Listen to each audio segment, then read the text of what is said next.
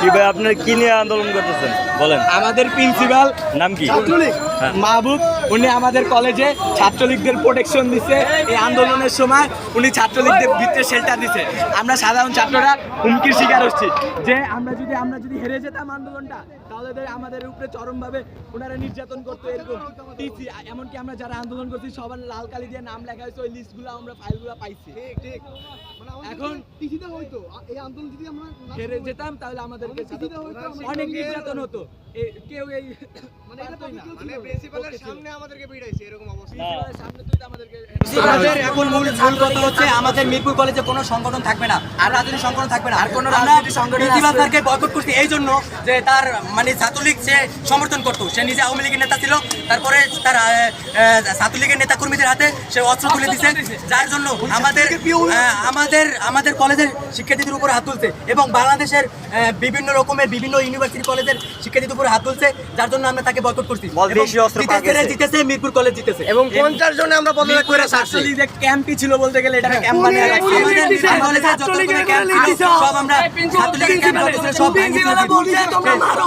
আমরা দেখলু করে কিভাবে টিসি দেওয়া যায়, আমি করে টিসি দেওয়ার চেষ্টা করছি। আমরা কেন মেধার পক্ষে নামলাম, কেন ছাত্রলীগের পক্ষে নামলাম না? তার জন্য আমাকে এই জায়গায় আমার আইডি কার্ডের জন্য আমাকে এই জায়গায় মারা হয়েছে। শুধু আইডি কার্ড, নিজের কলেজের সামনে মার খাইছে, নিজের ছাত্ররা নিজের ছাত্ররা মারছে, আমাদেরকে প্রোটেকশনও দিছে। কলেজ স্যারে বলছে আমার বাপকে মার খেয়েছে সে। এখন আমাদের মূল কথা একটাই, আমাদের হুমকি মিরপুর কলেজের ভিতরে কোনো রাজনৈতিক সংগঠন থাকবে না সারা জীবনের মতো। আর ওনাকে পদত্যাগ করানো হয়েছে, পদত্যাগ করছেন উনি 1 ঘন্টার মধ্যে বদল করে স্যার অনেক খুশি, সকাল থেকে চেষ্টা করার পর এখন পদত্যাগ করা হয়েছে। ওনার মতো যদি কোনো শিক্ষক থাকে তাহলে সবাইকে বয়কট করা হোক, এইটাই শিক্ষার্থীদের শিক্ষক আমাদের ধন্যবাদ।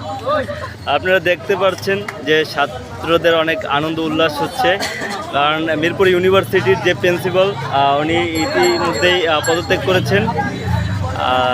এখন ওনারা অনেক আনন্দেই আছেন। আমরা জানি যে ছাত্রদের যখন আন্দোলন হয়েছিল তখন অনেক নির্যাতিত হয়েছে ছাত্র জনতা, যাদের কারণে আর কি অনেক সমস্যার সম্মুখীন হইতে হয়েছে তাদের। এই কারণে ছাত্ররা সবাই মিলে এখানকার মিরপুর ইউনিভার্সিটির যে প্রিন্সিপাল ওনার পদত্যাগের জন্য আন্দোলন করেছিল। এখন ইতিমধ্যে আমরা জানতে পেরেছি যে মিরপুর ইউনিভার্সিটির যে শিক্ষার্থীরা ওনারা আনন্দ উল্লাস করতেছেন, আর ওনারা জানিয়েছেন যে ইতিমধ্যেই প্রিন্সিপাল পদত্যাগ করেছেন মিরপুর ইউনিভার্সিটি। ধন্যবাদ সবাই।